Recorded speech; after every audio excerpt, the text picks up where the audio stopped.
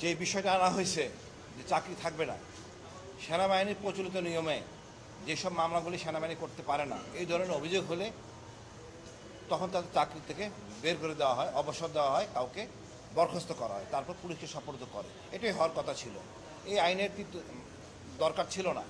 তারপরে যখন করছে পরিচ্ছন্ন হওয়ার জন্য এরা চাকরি থাকতে পারে না। আর এমন অপরাধ, ক্রাইম এগেন্সট হিউম্যানিটি, এখানে কোনোভাবেই চাকরি থাকার অবকাশ নাই।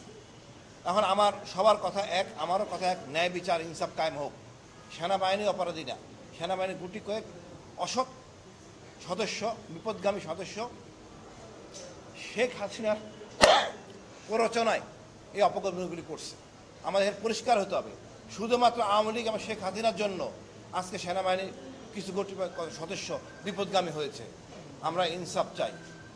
এই বিচার, এই আয়নাঘর আছে, এটা প্রকাশ করে 22 সালে। কেউ কোনো কথা বলেন নাই, কোনো জেনারেলও কথা বলেন নাই, উচিত ছিল।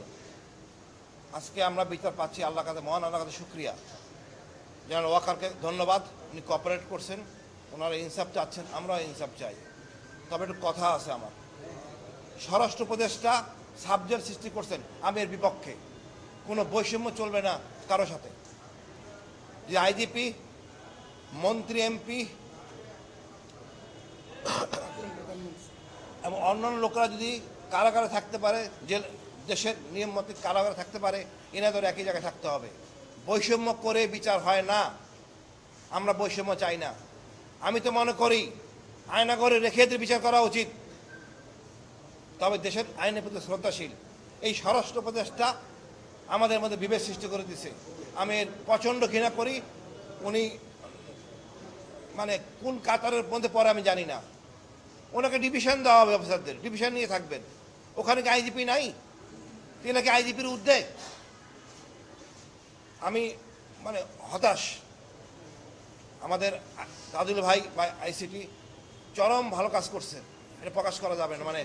মানে এটা ভাষা প্রকাশ করা যাবে না।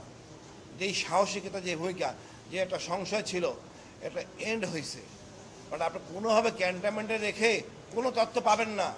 অনেকে বলতেছেন, আমি শুনছি একটা সররা বলতেছেন অনেকে নিরপরাধ, কারণ এরা কোনো কথা বলে নাই তদন্তের সময়।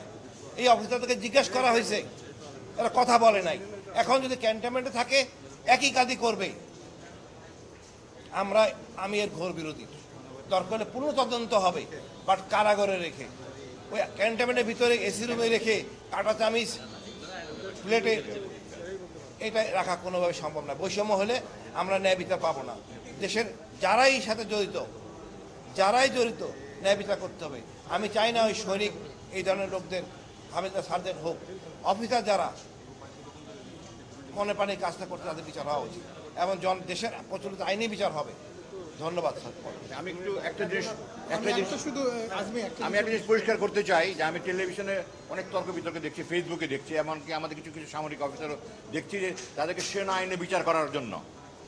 আমি বাংলাদেশ সেনাবাহিনীর যে আমাদের আইন বিভাগ আছে, এটাকে জাজ অ্যাডভোকেট জেনারেল ব্রাঞ্চ আছে বলে, জ্যাক ব্রাঞ্চের সর্বোচ্চ পর্যায়ে যিনি, ব্রিগেডিয়ার জেনারেল র্যাঙ্ক। আমি কয়েকজনের সাথে কথা বলেছি যারা জ্যাক ব্রাঞ্চের প্রধান ছিলেন।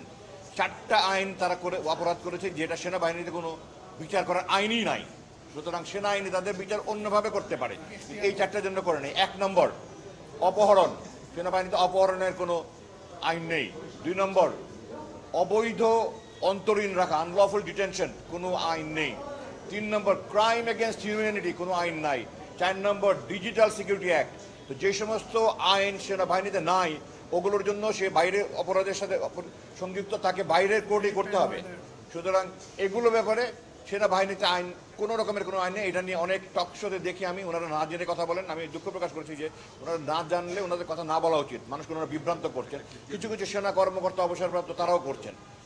আমি স্পষ্ট বলতে চাই, তারা যে সমস্ত অপরাধ করেছেন, যে 4টার কথা বললাম, এগুলো সেনাবাহিনীতে বিচারের কোনো আইন নাই। তাহলে কি তারা মাফ পেয়ে যাবে? না, তারা বেসামরিক আদালতে তাদের বিচার হতে হবে। ধন্যবাদ।